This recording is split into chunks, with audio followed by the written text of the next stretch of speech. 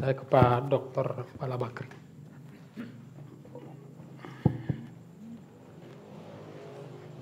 Terima kasih Bang Hadi. Bapak-bapak yang mulia dan saya muliakan semua narasumber. Mohon izin tidak menyebut nama satu persatu karena sudah larut malam nanti dikira absen vaksin. Kita sebetulnya sedang memperbincangkan sesuatu yang sudah terjadi. Jadi ada kontroversi. Itu wajar menurut saya. Tadi antara duo Salahuddin, abang-abang saya ini berdebat. Sebetulnya beberapa bulan lalu Perludem sudah mengingatkan Menteri Dalam Negeri, tolong segera buat PP yang mengatur tentang kewenangan itu. Tetapi apa jawaban Kemendagri? Karena sifatnya, tadi betul apa yang disampaikan Pak Salahuddin, abang saya Pak Salahuddin yang pakai SH. Karena ini sifatnya tidak memerintahkan, hanya menyarankan, maka biarlah kita jalan dulu karena waktu. Maka jalan, itu yang ini. Nah tadi juga Pak Umar menyatakan bahwa tidak boleh menggunakan logika, suka tidak suka sebetulnya kita pejabat itu sudah ada. Apakah harus malam ini juga kita sibuk membahas tentang kegelapan? Kalau dalam pepatah, daripada sibuk mengomentari kegelapan, lebih baik kita menyalahkan lilin untuk menerangi kegelapan itu. Izinkan saya membangun optimisme malam ini. Karena sudah terlanjur Pak. Salah satu kelemahan kita sebetulnya di Indonesia ini adalah ketika membuat peraturan itu tidak visioner.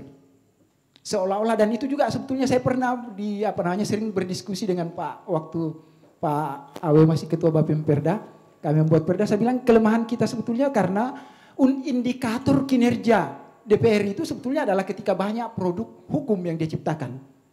Jadi kita dikejar itu. Akibatnya banyak produk hukum yang belum di pusat belum berlaku sudah dibatalkan sama MK. Saya kadang berpikir begini, 500 lebih anggota DPR yang merumuskan itu, lalu kemudian dibatalkan MK yang hanya 9 orang hakim konstitusi. Saya ingat dulu ada bahasa bijak dari negarawan Romawi. Makin korup sebuah negara, makin banyak produk hukumnya. Silakan direnungkan ini. Nah oleh karena itu saya katakan, karena ini sudah jadi, saya setuju tadi Bang Om, bahwa kalau kita mau gunakan logika, karena ini sudah jadi Bapak Ibu sekalian, suka atau tidak suka sudah ada pejabatnya. Mendagri juga kan hanya melarang hanya 4. Logika kita kalau hanya 4 yang dilarang, berlaku hukum, segala sesuatu boleh, kecuali yang dilarang. Saya dulu waktu kampanye, waktu pemilu 2014 saya menyatakan begini, ada perbedaan tafsir antara partai politik dengan Bawaslu. Kalau partai politik menyatakan kita kampanye segala sesuatu boleh dilakukan, kecuali yang dilarang. Kalau Bawaslu bilang segala sesuatu dilarang, kecuali yang boleh. Tidak ketemunya di tengah, kadang-kadang kan begitu. Nah oleh karena itu saya katakan begini, kalau misalnya peraturan hanya menyatakan hanya 4 yang kau tidak boleh lakukan, berarti daripada kita harus menunggu aturan yang tidak ada, sementara penunjukan pejabat gubernur ini adalah kontinuitas pemerintahan. Tidak boleh ada 1 menit pun pemerintahan ini kosong Bapak Ibu sekalian. Nah oleh karena itu ditunjuklah pejabat gubernur. Tujuannya apa? Melanjutkan. Jadi menjalankan, penjabat gubernur yang menjalankan fungsi dan tugas gubernur definitif sebetulnya. Yang dipilih oleh ini, itu yang sementara dilakukan. Nah, apakah misalnya terlepas tadi Pak Dahlan Pido menyatakan ini harusnya begini. Ya sudahlah, karena kita tidak tahu, terlepas dari tarik-menarik politik. Karena dalam teori politik itu selalu ada 2 panggung dalam dramaturgi. Ada panggung depan, ada panggung belakang. Tapi izinkan saya berkomentar di panggung depannya saja. Persoalan panggung belakangnya tidak usah kita kepoin, biarlah nanti kinerja yang disampaikan itu. Tapi saya menyatakan begini, saya optimis bahwa pejabat gubernur yang dipilih sekarang adalah orang yang tepat. Sekali lagi, karena tidak elok rasanya orang belum bekerja. Tadi Pak Asisten 1 menyatakan belum bekerja. Baru dilantik tiba-tiba harus kita bombardir dengan ini tidak boleh, ini tidak boleh. Mari kita berikan optimisme bahwa dia adalah putra daerah yang terbaik. Apa ukuran saya untuk sementara? Sekali lagi, optimisme ini harus kita bangun. Beliau adalah pejabat eselon 1 di tingkat pusat, tokoh nasional. Dia adalah doktor dari Malaysia, doktor politik.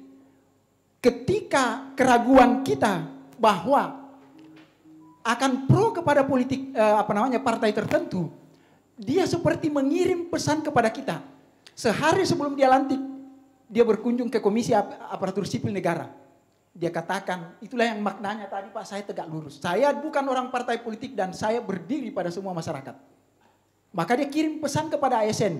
ASN tahun 2023 nanti itu puncaknya sebetulnya. Kadang-kadang ada ASN yang membuat gerakan tambahan. Tolong, karena saya ini adalah birokrasi. Bahkan saya pernah melihat bukunya, dia tulis ketidaknetralan birokrasi. Saya berpikir begini, saya kaji-kaji terus, saya katakan ini orang yang tepat menurut saya. Itu orang yang tepat. Sekali lagi optimisme ini harus kita bangun duluan. Ketimbang harus pesimisme. Karena nanti juga pusing. Ini kita di Gorontalo ini, kampung saya sendiri belum apa-apa, kita belum bekerja sudah tidak boleh, tidak boleh, tidak boleh. Kalau semua tidak boleh, lalu apa yang boleh? Nah, izinkan saya sekali lagi optimisme ini harus kita bangun. Nah, apalagi yang dia katakan? Di beberapa hari terakhir ini dia katakan, saya bukan orang partai politik. Bahkan kalau kita lihat latar belakangnya, beliau adalah staf ahli bidang budaya sportivitas. Saya katakan kalau dia bidang budaya sportivitas, maka saya katakan dia akan mengkonsolidasi pegawai negeri untuk bisa sportif bekerja. Jangan buat gerakan tambahan. Kalau tidak, maka ini. Nah, saya ingat pernyataannya juga katakan begini. Beberapa tahun sebelumnya saya diajak Pak Rusli untuk menjadi sekda. Saya juga diajak Pak Martin untuk menjadi sekda. Tapi saya katakan tidak. Karena ketika saya pulang ke Gorontalo, berarti ada orang yang haknya orang sebetulnya saya rebut. Maka dia katakan saya harus sportif. Jadi saya katakan ini orang betul tepat berada di jabatan staf ahli bidang budaya sportivitas. Karena dia ingin lihat sebetulnya, dia ingin membangun budaya sportif dalam membangun pemerintahan ini. Pak Hadi tahu kenapa lambang pemerintahan itu adalah kemudi. Karena dia katakan negara ini, daerah ini seperti kapal. Ketika kemudinya, nahkodanya berhenti di tengah jalan, di tengah lautan karena habis, maka harus digantikan oleh itu. Tetapi sekali lagi, tadi banyak kelemahan. Tadi Pak Laude juga sudah memberikan tanda tanya, Pak Awe juga. Menurut saya, kelemahan pejabat ini adalah sekaligus kekuatannya. Tapi kekuatannya juga adalah sekaligus kelemahannya. Tadi kalau misalnya kekuatannya adalah tidak bisa mengimpeach, legislatif tidak bisa mengimpeach. Saya katakan justru kasihan dia. Karena sewaktu-waktu dicabut SK-nya, diimpeach oleh pergeseran impeachment itu bukan dari DPR tetapi ke Kementerian Dalam Negeri. 3 bulan dia evaluasi. Saya setuju tadi bahwa memang sampai saat ini tidak ada indikator yang baku apa standar dia untuk mengevaluasi. Kita tidak tahu. Tetapi sekali lagi bahwa kalau begitu asumsinya maka silakan DPR menjalankan fungsinya. Sekalipun saya kadang-kadang dulu, saya tidak tahu, mohon diluruskan teman-teman yang pakar hukum tata negara. Saya dulu tidak setuju sebetulnya kalau dianggap bahwa pemerintah daerah itu adalah gubernur dan DPR. Padahal kalau kita menganut trias politika, lalu kalau misalnya digiring legislatif ke eksekutif, berarti kita bukan trias politika, sisa 2 politika. Sama ketika caleg-caleg bagi sembako, saya kadang menuntut itu, namanya sembako. 9 bahan pokok. Kalau hanya dikasih 5 berarti bukan sembako, berarti 5 mbako. Ini yang kadang saya kritik, ini hal-hal ini, tapi ini agak melenceng sedikit. Tapi sekali lagi saya katakan bahwa saya optimis.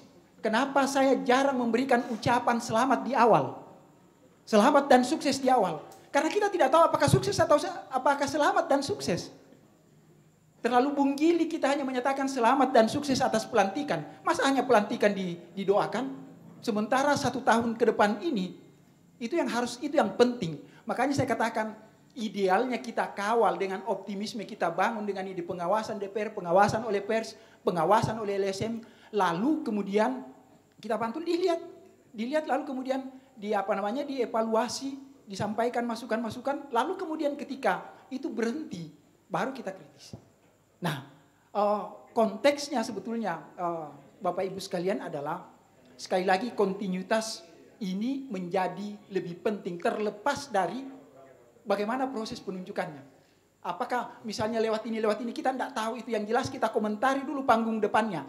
Apakah kita telusuri panggung belakangnya, tidak perlu. Biarlah waktu melalui kinerjanya yang akan menjawab. Karena juga kita tahu bahwa beliau adalah putra daerah yang menurut saya sangat hebat. Tidak mungkin akan menelantarkan daerahnya kalau ini. Karena dari sekian banyak eselon yang diusulkan Pak, beliau adalah orang yang terpilih. Nah sekali lagi saya katakan bahwa biarlah ini karena Kemarin kan hari Kamis dilantik. Jumat baru bekerja. Itu pun Jumat konsolidasi dengan kepala OPD di Hotel Borobudur saya lihat. Kemudian menghadap ke KSN. Ini adalah pesan-pesan yang disampaikan ke Gorontalo. Saya tegak lurus berdasarkan mandat yang diberikan kepada saya. Maka kekuatannya adalah di mandat presiden itu. Sebetulnya. Mandat yang ditandatangani oleh presiden. Jadi saya katakan biarlah ini menjadi catatan bagi kita. Saya percaya, saya optimis bahwa tahun 2023, di mana tahun pergerakan-pergerakan tambahan dari oknum-oknum tertentu ASN, saya mudah-mudahan hakul yakin bahwa beliau ini, karena dia sudah baca betul itu, setidaknya. Kenapa dia baca betul? Karena jauh sebelumnya kritik-kritik itu dia katakan, ini pertarungan antara partai politik. Minta maaf saudaraku Bang Iko, Bang ini, karena di atas ini berbeda partai. Tapi orang akan katakan semua orang berlomba-lomba memasukkan calonnya. Beliau seperti menjawab itu, dia katakan, saya bukan orang partai politik. Saya berdiri tegak lurus dan saya akan katakan ini. Jadi dua pesan itu yang disampaikan atas keraguan untuk menjawab keraguan orang yang selama ini dikatakan itu. Jadi sekali lagi bahwa mari kita berikan dukungan untuk membangun itu lebih maju. Karena kalau itu yang berlaku sekarang hanya 4 yang dilarang, itu pun juga tadi betul apa yang disampaikan Pak Gusnar, itu tidak sebetulnya, itu tidak absolut. Boleh, sama dengan hukum kalau misalnya kita dilarang makan daging tertentu. Boleh ketika Anda juga darurat. Sama dengan misalnya, boleh Anda buka pintu darurat atas perintah pramugari. Boleh Anda melakukan mutasi atas perintah Menteri Dalam Negeri. Clear menurut saya. Terima kasih Bang Hadi.